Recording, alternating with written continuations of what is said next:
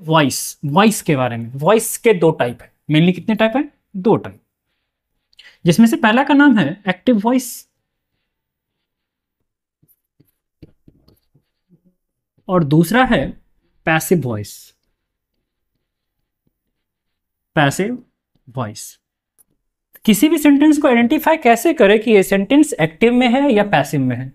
सबसे सिंपल तरीका है कि यदि किसी भी सेंटेंस का जो सब्जेक्ट है क्या होना चाहिए? सब्जेक्ट जो है यदि वो डूअर है, क्या होना चाहिए? डूअर। यदि वो डूअर है, डूअर मीन्स क्या? जो काम को खुद करता है, जो काम को खुद करता है,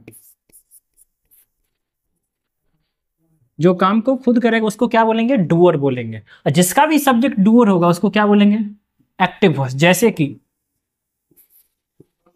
Ram it's a mango, Ram it's a mango. इसमें जो राम है क्या है? सब्जेक्ट है, और सब्जेक्ट जो खाने का काम कर रहा है वो खुद से कर रहा है। नेक्स्ट है सेंटेंस, योर फादर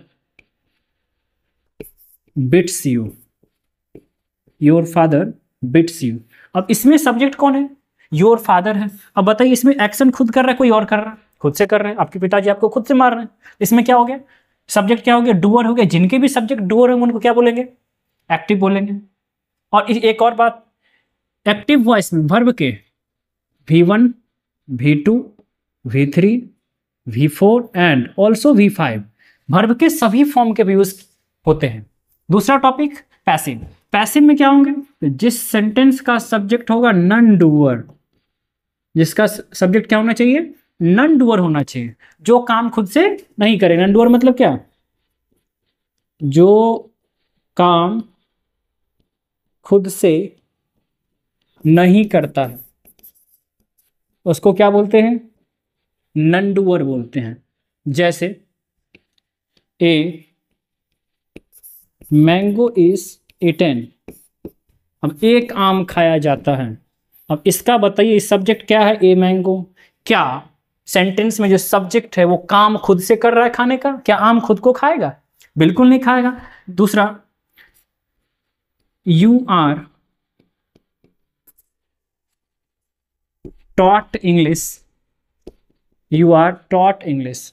आप लोगों को अंग्रेजी पढ़ाया जाता है। क्या आप लोग अंग्रेजी का जो है जो भी काम हो रहा है यहाँ पे क्या खुद से कर रहे हैं? बिल्कुल नहीं कर रहे। मतलब पढ़ाने का काम कोई और पर्सन कर रहे हैं। तो एक्टिव और पैसिव में डिफरेंशिएट सिंपल सा है। जिसका सब्जेक्ट होगा डूअर उसको बोलेंगे एक्टिव, जिसका सब्जेक्ट होगा नॉन डूअर उसको क्या बोलेंगे?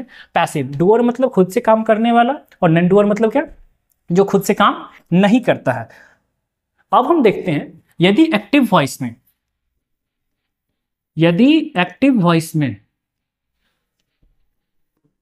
एक्टिव वॉइस में सब्जेक्ट V1 या V5 रहे, क्या होना चाहिए? V1 या V5। यदि एक्टिव वॉइस में मेन वर्ब क्या हो? V1 या V5 हो। तो पैसिव में क्या होगा? पैसिव में क्या होगा? पैसिव में क्या होगा? तो पैसिव में हो जाएगा is am are plus V3 होगा। पैसिव में क्या होगा? Is am are plus V3 होगा। कोई भी चाहे मेन वर्ब V1 हो या V5 उसका होना क्या है? सभी का is am are plus V3। जैसे I eat a mango, I eat a mango, I eat a mango. इसमें क्या करना है? एक्टिव से पैसिव का सबसे बेसिक फॉर्मूला यही है ना कि सब्जेक्ट को ऑब्जेक्ट की जगह पर रिप्लेस करना है। एक्टिव टू पैसिव में देखेंगे कि एवी टू पीवी, उसमें सबसे पहला क्या है? सबसे पहला स्टेप सब्जेक्ट रिवर्सिबल ऑब्जेक्ट, पहला। दूसरा मेन वर्ब, मेन वर्ब को किस में बदल देंगे? V3 में बदल देंगे। V3 के बाद क्या यूज करना है? बाई प्लस सब्जेक्ट यूज करना है। वो भी सब्जेक्ट का कौन सा केस? तो सब्जेक्ट का यूज करना है ऑब्जेक्टिव केस यूज करना है। सब्जेक्ट का कौन सा केस? तो ऑब्जेक्टिव केस। सबसे पहला स्टेप क्या करेंगे? सब्जेक्ट ऑब्जेक्ट को रिप्लेस कर देगा। सब्जेक्ट यहाँ पे आई है और ऑब्जेक्ट यहाँ पे ए मैंगो है। ए मैंगो का ए मैंगो ही होगा, ए मैंगो।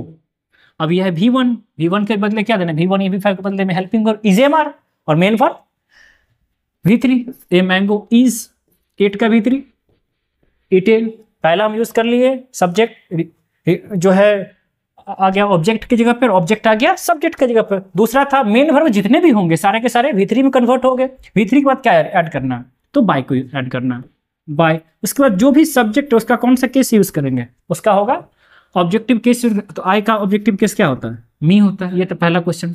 दूसरा क्वेश्चन देखते हैं, यू कॉल मी, तो मी का क्या हो जाएगा, आई हो जाएगा। आई के साथ एम लगेगा, कॉल का V3, कॉल्ड होगा। V3 के बाद क्या करेंगे, बाय लगाएंगे। बाय का ऑब्जेक्टिव केस क्या होगा, यू हो गया। तो ये हो गया I am called by you. ये था V1 के लिए। यदि V1 रहेगा तो is am are plus V3 होगा। अब देखते हैं V5 के लिए क्या हो सकता है। जैसे ही कॉल्स मी, पहला क्वेश्चन। दूसरा, Sita teaches these children, Sita teaches these children. अब देखिए सबसे पहला जो क्वेश्चन है इसमें सब्जेक्ट, ऑब्जेक्ट और ये मेन वर्ब है। तो मी का सब्जेक्टिव केस क्या होगा, तो हो जाएगा आई। आई के साथ हेल्पिंग वर्ब क्या होगा, तो एम। कॉल का V3 क्या होगा, तो कॉल्ड। V3 के बाद क्या लगेगा, तो बाय। बाय के बाद जो ही है उसका ऑब्जेक्टिव केस क्या होगा, हिम होगा। सिंपल। अगला क्वेश्चन है Sita teaches these children. These children है ऑब्जेक्ट, तो यहां पे ले लेंगे दीज चिल्ड्रन आर। अब टीचर्स है V5 के बदले क्या यूज करना है, V3, टॉट बाय। सीता का ऑब्जेक्टिव के सीता ही होगा। तो ये था V1 V5 के लिए।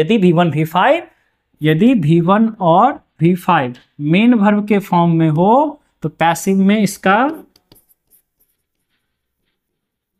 इज एम आर हो जाएगा, helping verb. Is am are क्या होगा, हेल्पिंग वर्ब, और V3 हो जाएगा मेन वर्ब। ये सिंपल सा केस है। यदि किसी भी सेंटेंस में, एक्टिव के सेंटेंस में V1 V5 होगा तो उसका जो है हेल्पिंग वर्ब का पैसिव में इज एम आर और मेन वर्ब हो जाएगा V3। सिंपल सा। अगला